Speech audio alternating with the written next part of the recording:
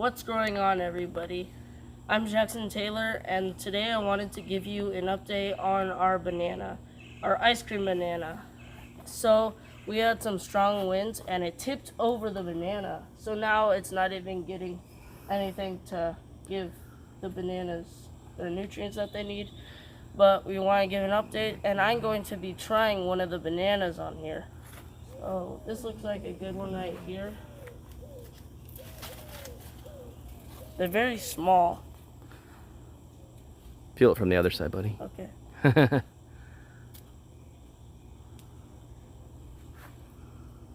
Wow.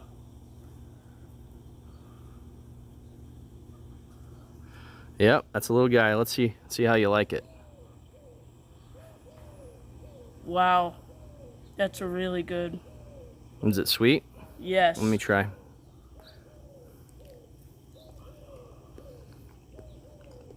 It tastes a lot different than a regular banana. It does.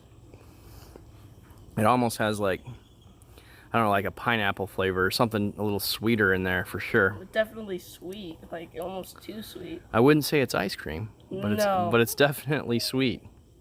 So if you're looking for an ice cream banana, we haven't found it yet.